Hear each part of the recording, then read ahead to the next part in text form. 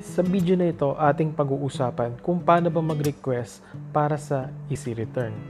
Ang dalawang item na pwede nyong i-easy return ay item coming from Lazmall or yung mga galing overseas, also known as Lazglobal. Para makapag-submit ng easy return, kailangan nyo muna mag-submit ng online return form sa Lazada. Ang una mong gagawin ay pumunta sa iyong account at piliin ang View All Orders. Sa Return at Refund page, meron kang dalawang option. Either I want to return my item or I did not receive my item.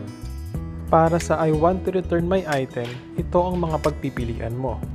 Damaged or faulty item, item does not match description or pictures, counterfeit item, expired, receive wrong item, missing accessories or freebies. Para naman sa I did not receive my item, incomplete or missing item received within the package, package not received, or missing freebies. Pagkatapos nun, kailangan mo mag-fill up ng detailed explanation at huwag kalimutang i-upload ang picture. Last, send submit. Para sa mga taga Metro Manila residents, meron po tayong dalawang option ng shipment. Either drop off or pick up. Kung ang inyong item ay may dimensional weight na 20 kilograms pataas, pwede nyo pong i-request ang item nyo na ma-pick up sa selected address nyo. Para malaman kung ang i-return na item ay pwede sa pick up, kailangan nyo pong i-compute ang kanyang dimensional weight.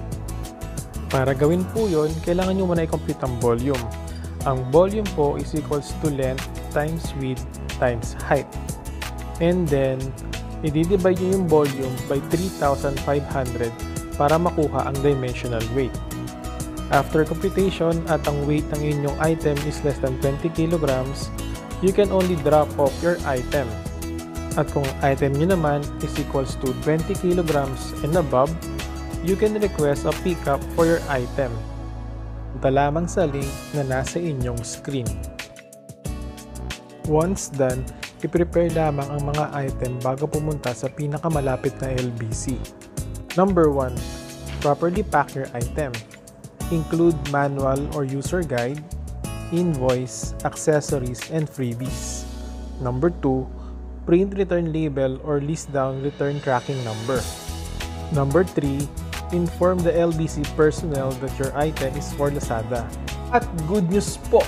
Take note, lahat po yan ay free of charge, sagot ni Lazada. How to track your item? Unang-una, i-click ang returns. Piliin ang item na iyong itatrack. Check status. Ang unang status na lalabas ay either to be dropped off or pick up pending. Remember, kung ang item is to be dropped off, meron kang 15 days para i-drop off ang item para sa Lazmall items at 7 days naman para sa marketplace or Lazglobal items. Kung ang status mo is for pickup pending, always keep your line open kasi kukontakin kayo ng courier para kunin ang delivery or item. Check the estimated time and date of your return items arrival at the warehouse. Lazada return team will do a quality check of the item you return and will update you by the date specified in the status. Para sa real-time updates regarding sa status ng inyong items, huwag kalimutang i-activate ang Lazada notification.